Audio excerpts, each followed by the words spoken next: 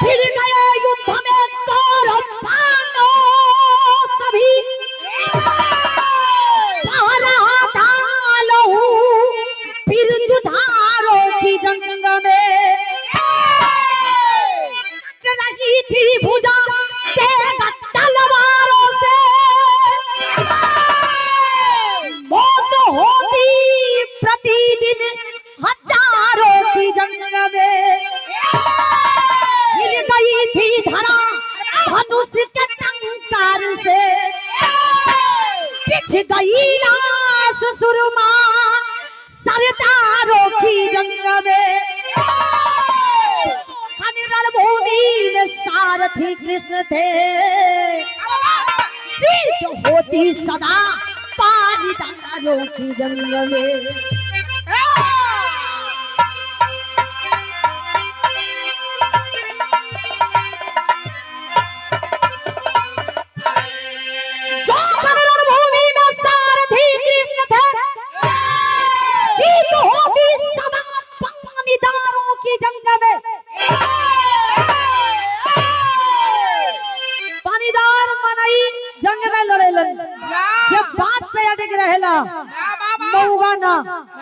राम सिंह भैया जे जबान दे के पीछे हट जाए ओके मौगा कहल जाला। आओ भैया तनिक्षा गौर करब जा महाभारत शुरुआत भइल रहल दुर्योधन का व्यंग्यात्मक जवन बात रहल चुप गई द्रौपदी के ऐसा भी भाषण ना बोले के चाहिए जवना से लोग के आहत पहुंचे। लड़ाई छिड़ल रहल महाभारत के लड़ाई के नियम रहल कि जब तक सूर्य दिखाई दिया तब तक लड़ाई होई सूर्यास्त होई लड़ाई स्थगित कर दिया जाए फिर अगली सुबह से लड़ल जाई। फिर हम एक कौवाली लगता का गुरुजी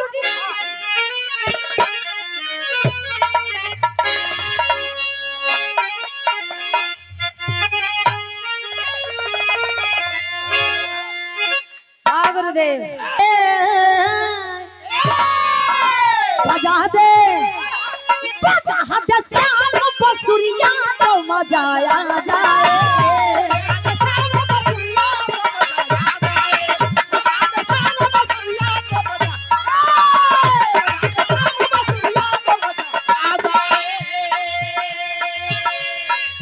बजा दे श्याम बसुरिया तो मजाया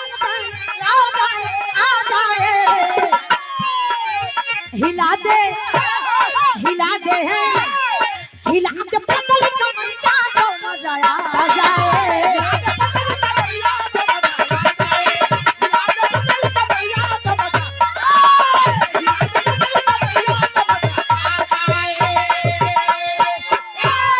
बिरहा के बहुत ही सुंदर कलाकार शिव शरण दीवाना जी के ओम प्रकाश दीवाना जी के परम शिष्य दीवाना 2 इनके लोग कहेला। आपके द्वारा सुंदरमाला 100 रुपए के सम्मान के लिए बहुत बहुत प्रणाम बा। राकेश भैया बिरहा के बहुत सुंदर कलाकार बानी परेला नहीं कहीं उपजावल जाला ना दुकान बाजार में मिलेला।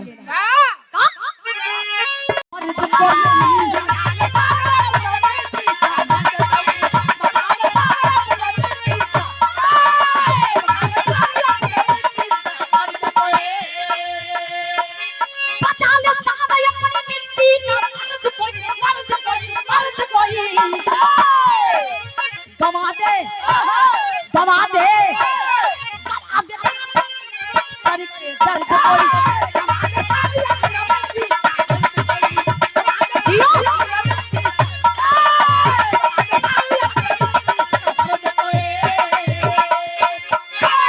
उनके मत छेड़ा भैया हो लइका के दे दा उनके मत छेड़ा ले लो जिया शेर हुआ लहू मर गया महाभारत की लड़ाई में छिड़ गया युद्ध कौरव पांडव भाई में एक तरफ भीष्म कर्ण दोनों बलवान चले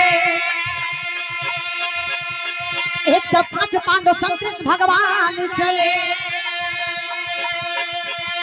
कभी धरती पर ऐसा ना कोई संग्राम हुआ हस्तिनापुर की रणभूमि में कोहराम हुआ। हजारों वीर उस समर में मारे जाते थे, वीर उस समर में मारे जाते थे, क्षेत्र में रोजाना लग जाते थे, उस क्षेत्र में रोजाना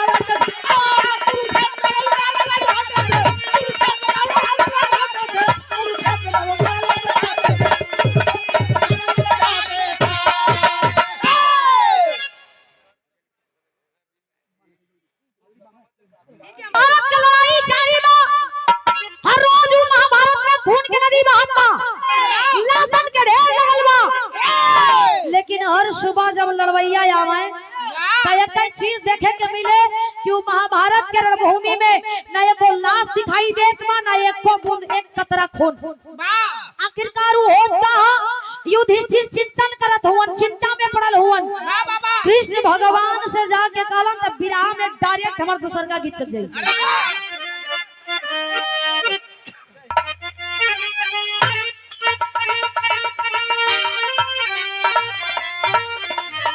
कौनो भौजाई अपने देवर से कहलस, अक्सर देवर भौजाई में मस्ती मजाक होला, होली होला, रंग गुलाल एक दूसरे के लगावेलन। तो भौजाईवा देवर बस कहले रहली, बहुत पुरान गीत हो। का कहले रहलन गुरुजी? अरे छपरा सहरिया में अरे पी के लाचा रखवा देवर मोरा जोगी भैले।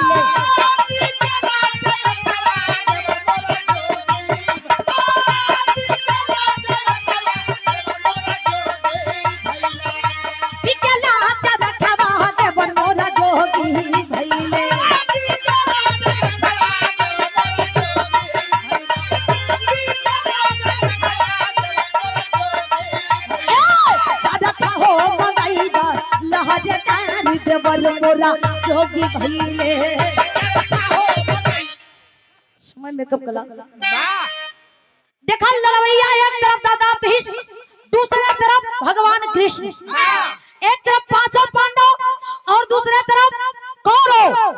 सुई के नोक भर जगह ना दे, लड़ाई हो के रही, लड़त होन का।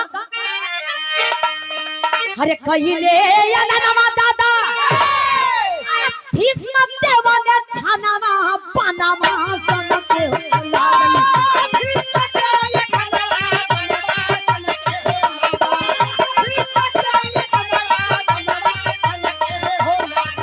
भीष्म देवा ने छानावा सनके हो लागल।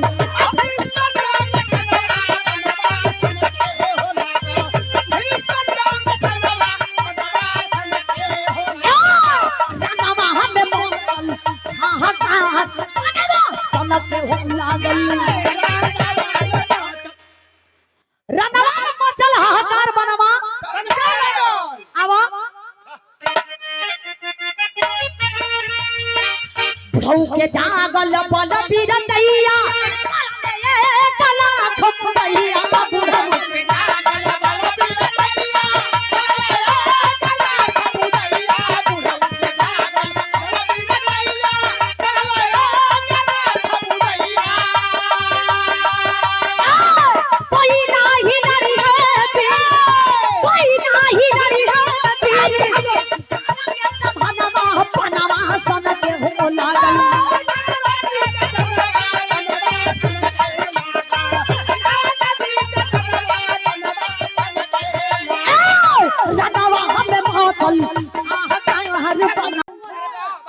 वैसे भीष्म पितामह रहलन। ए धरातल पर कोई उनकर बाण के जोड़ा लगावे वाला ना रहे, साथ के जोन बाण चलाते जाके निशाना पर चौक लग जाए। देखत देखत अर्जुन जी एकदम मन ही मन मुझियाए लगलन। देखा पूछत हम कि उलसिया उ खुनवा होला का, लेकिन ध्यान गीत बदली। हमरे बाबूजी श्री लाल भरत बाबूजी ढोलक के बेताज बादशाह, आज भी वही जोश, वही जुनून, वही आशीर्वाद मिलता है। लाल भरत बाबूजी ढोलक सम्राट के आप सुपुत्र, आप हूँ ढोलक सम्राट हुआ। ढोलक के बहुत ही सुंदर आप वादगी करे। दादा भी समझ देख के लाला अर्जुन जी जाके कृष्ण जी से कहला कि सुना प्रभु एक अंजाम कुछ हो सकेला, कुछ करा। कला की पूर्व जन्म में जवन अम्बा काशी रहली, दादा भी हमसे बेपनाह मोहब्बत करत रहली, उनकर मोहब्बत के इनकार कर दिया नु। तब प्रतिज्ञा कैली कि ये मान के बदला लेब जरूर। ए जन्म में शिखंडी का रूप ले ले हई, और ये जन्म में शिखंडी का रूप ले ले तो शिखंडी के जाके अपने रथ के साथी बना के लिया बा। कलन की उनसे क्या हुई, कलन की दादा भीष्म का ये प्रतिज्ञा हो, उनके सामने कोनो नारी या कोनो हिजड़ा आ जाई है तो बात ना चले है।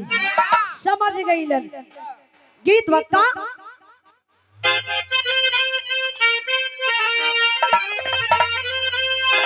आरा झूलनी प्रभु नानी झूलनिया काले रलस आज हदिया मंगादा हमार पाए राजा हीरा जड़ाद भाव दिया लगेल का दादा भीष्म ललकारत हो अर्जुन के का ललकारत हो। अरे हाय गिर गिर चलल बा, अरे हाय गिर गिर चलल बा, अरे हिलावे पहाड़बा, अरे हिलावे पहाड़बा, लड़े आइले हो हमसे पौगा ही जनबा।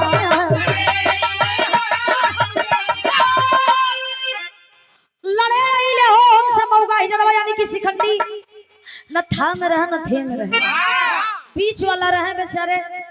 कालन किया यार कौन, अरे तोरा बाजुअन के ताकत खत्म हो गई का। ही जड़ा के लिया के सामने खड़ा के लिए लड़े खाती मर के का कहला। अरे भुजवा में दम होता, भुजवा में दम होता, धनुषा उठावा पंथी के लाल में आवा।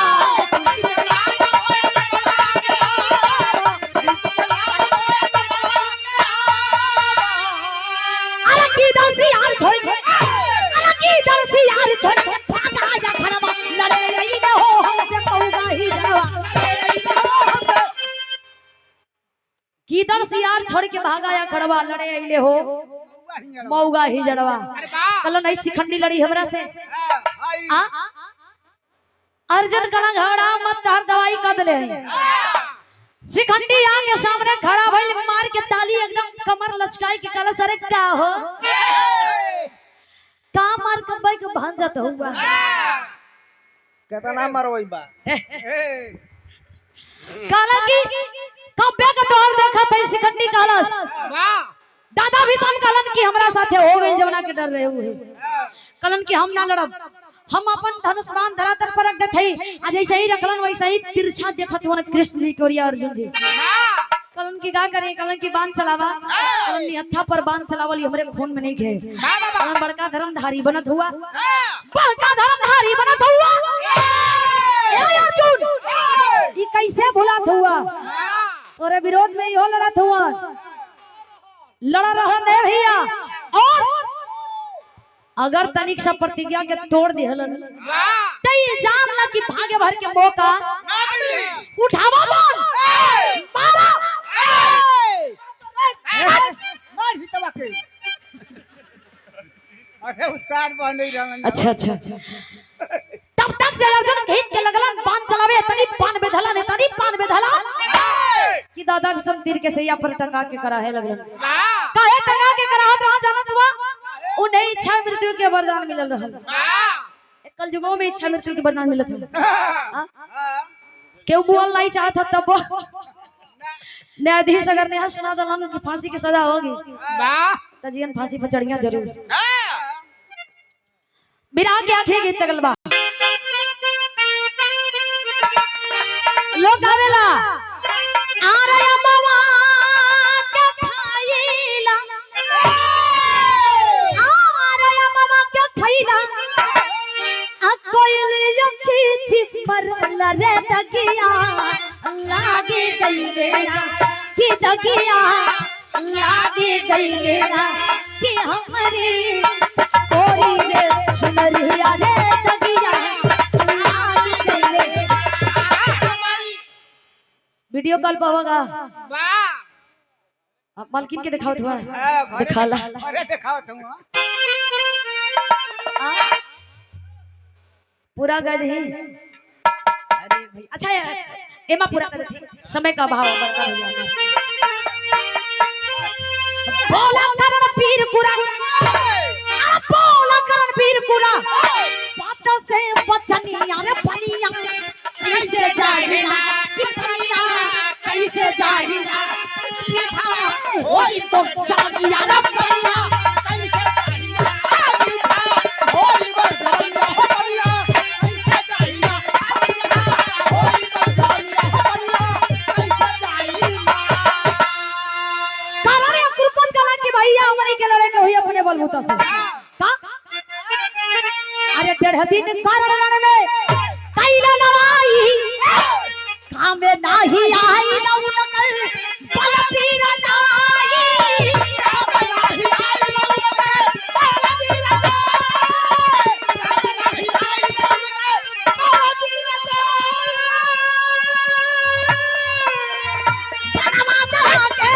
माता के पड़े अर्जुन पितानी यार कन्या ऐसे जाइना कन्या ऐसे जाइना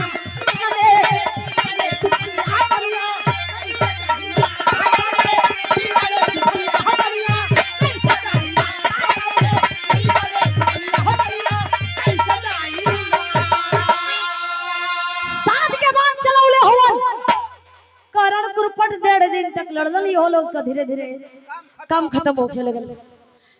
ए और देखा लड़ाई जारी बा युधिष्ठिर के सवाल के जवाब नहीं क्या मिलल कि उलसिया उ खुनवा होला का कृष्ण भगवान से बार-बार पूछत हुन कृष्ण जी कलन के बुतैले गुल और तनी सबर करा सबर का फल मीठा होला। पप्पू यादव भैया भतीजा की धरती से 100 रुपए देले बनी भैया के बहुत-बहुत प्रणाम।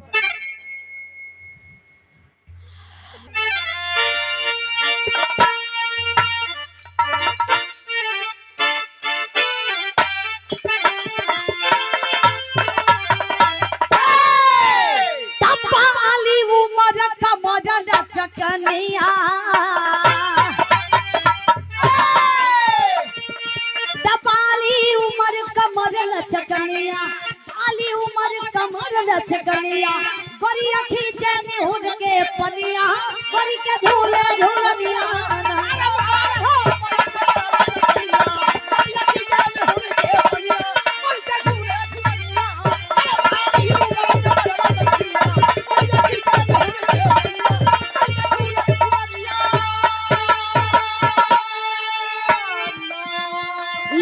देखा ये लड़ाई लगल हो कुंती के लाल एकदम एक दूसरे पे हावी होन कल पीछे तो ना हटल जाई भले जान जाई त जाई का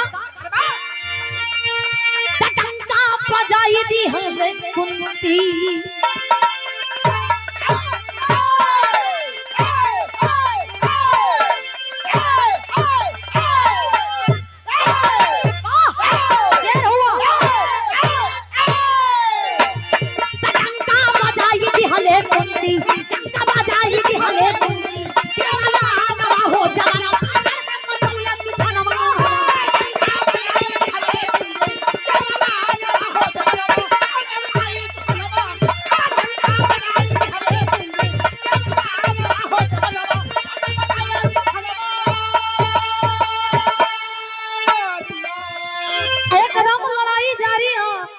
युधिष्ठिर के सवाल ना मिलत हो जवाब उनके क्यों लसिया उ कोनवा होत का तल्ला दे तोड़ा चार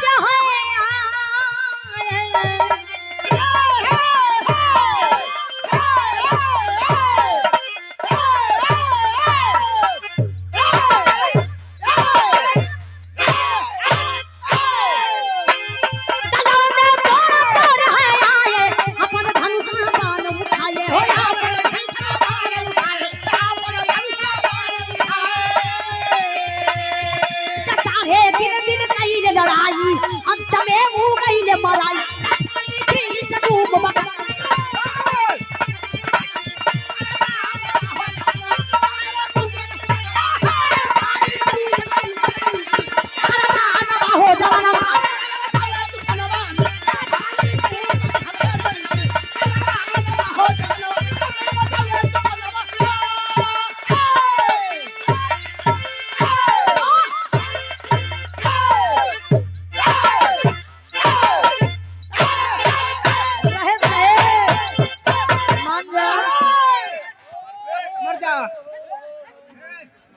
करतलिया खाड़ कर दिया ना अरे खरतलिया का करी हो अगर फाटल तो हमरा तहर कुल कटाई का पैसा अच्छा जा पैसा कटिया अंगूर का गुच्छा मत कटिए।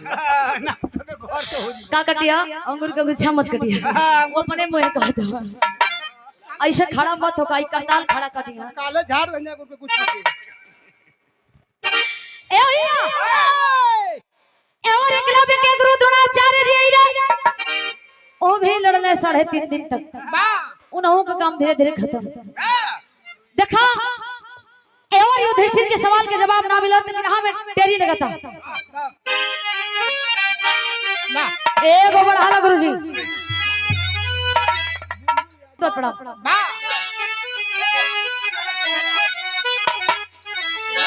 अरे समर में सुरमा शेर चल दिया अरे भैया समर में सुरमा शेर चल दिया निकले रणभूमि में योद्धा धीरे धीरे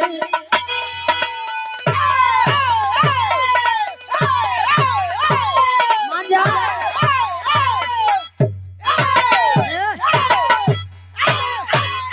ए भैया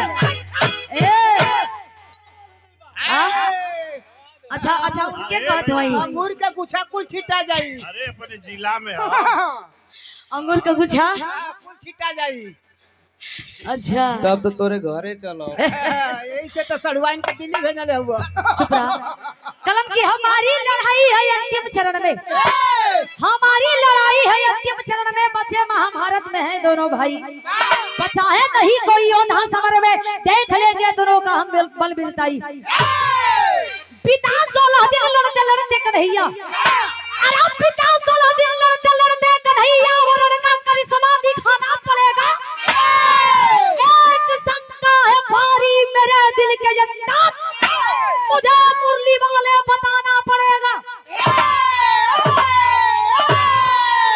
कलन की 16 दिन बीत गई 2 दिन और बात चलो दो ही भाई दुर्योधन दुशासन बचलो इहो लोग के देखल जाई उससे पहले भेद बता दा कि खुनवा लसिया होत का है जो रोज खून के होली खेले न लोग तब एक लाइन पहपट में बतावे पड़ता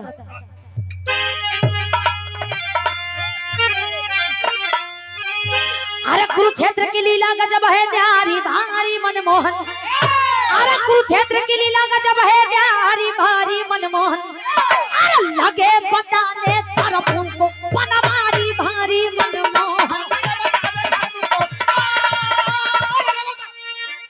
लगे बताने धर्मों को बनवारी भारी कालन कि काल कराल विकराल रूप धई आती है कजवरतिया हो खा जाती है सबके लाश को आके आधी रतिया हो भाई के चरण में जाई हवन पुजारी बारी मनमोहन हम मंगनवा कही के तू मतारी भारी मनमोहन कलन की आधी रात में 12 बजे उस समय कुरुक्षेत्र के रणभूमि के मैदान में जाके देखिया काली का रूप धर करके एक औरत आएगी सारा लाश को खा जाएगी सारा खून को पी जाएगी आखिरकार वो औरत होगी कौन आल्हा में 2 लाइन बतावे पड़त हो गुरुदेव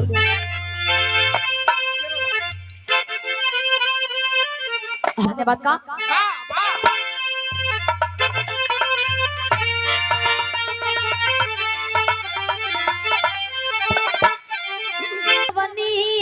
डढ़िया अरे वो करिया बस एक दिन हो ही हो बीना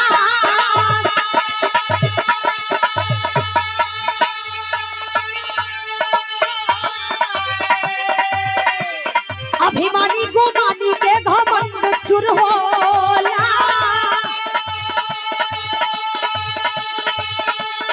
अरे अधर नहीं कुकरानी के होई जाना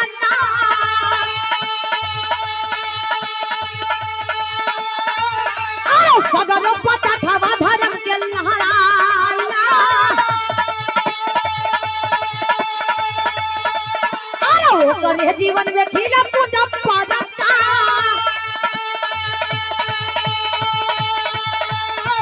अरे आगे धर्म राज भी जन्नत के समैया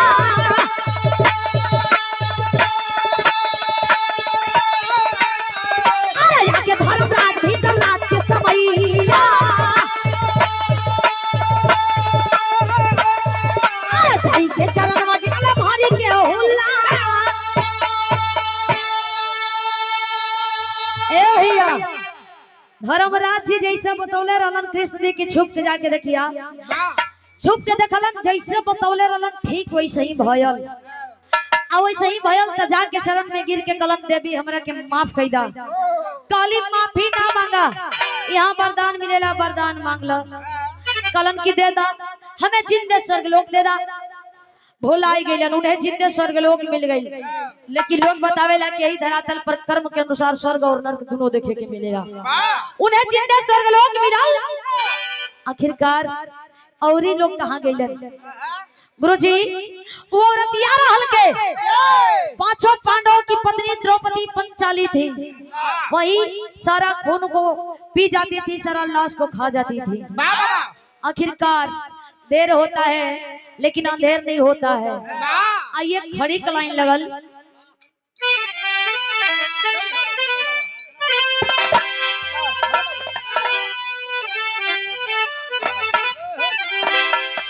एगो बढ़ा ला गुरुदेव।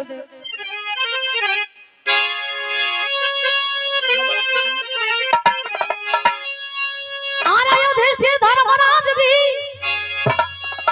ना, एगो और बढ़ा बढ़ा बढ़ा।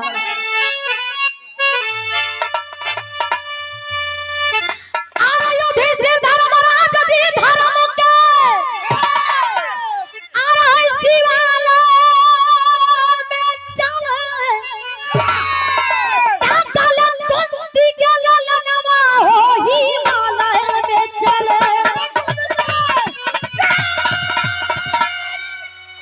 गले कुंती के ललनवा हो। चार भाई हैं गल गिले हिमालय में द्रौपदी के साथ। पांचों पांडव लड़ाई के जीत गए महाभारत के, और कौरव हार गए। देखा और चार भाई गईलन कहवा आवा? अरे जाके द्रौपदी के संग में गली गईले चारों भाई। अरे धर्मराज जी धर्म का चलते स्वर्ग में गईले आई, गीत जाकर चाहना हो। हिमालय में चले कुंती के ललनवा हो हिमालय।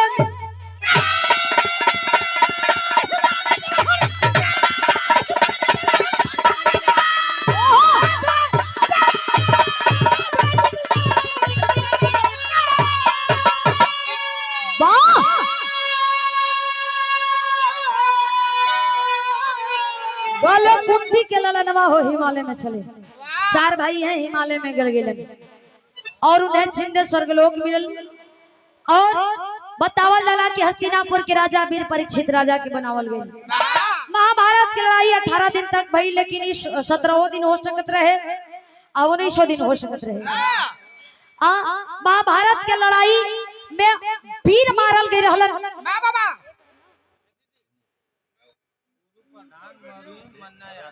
पूर्व प्रधान जी मरुइन मन्ना यादव जी 100 रुपए के आशीर्वाद देनी, और कोरस के बहुत सुंदर कलाकार बनी राम प्रवेश चाचा जी सुंदर माला हजारों हजार के आशीर्वाद बहुत बहुत। युद्ध होने के बाद युधिष्ठिर जी बतौलन कि एक तरफ 66 करोड़ 20,000 योद्धा मारल गए। वो समय ऐसा लगा कि धरती पर मर्दन के कमी हो गई। मर्दन के कमी हो गई जब लड़ाई में उतना योद्धा मारल गए त भैया इतना मर्द लौकत में कमी कहले ओ घड़ी ना द्रौपदी के व्यंग के वजह से। अंधे का पुत्र अंधा होता है इसी के लिए, लेकिन अरे बंट गया था राज।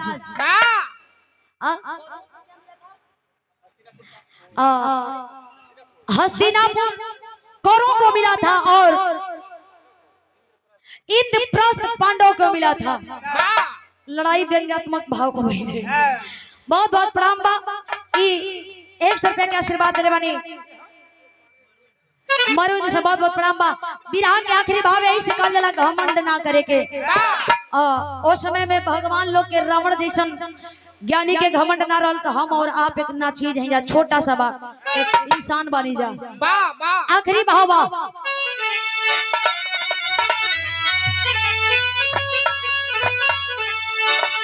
अरे पत्तू छे बरकासी बोलू सुखनंदन गुण गाए रंजीत रवि नारायण दयाल बिरहा में रंग जमाए और आज समर में सुरमा शेर चल दिया आ भैया समर में सुरमा शेर चल दिया तचो फन कलंक ऊपर पर से बदरा गे समर में सुरमा शेर चल दिया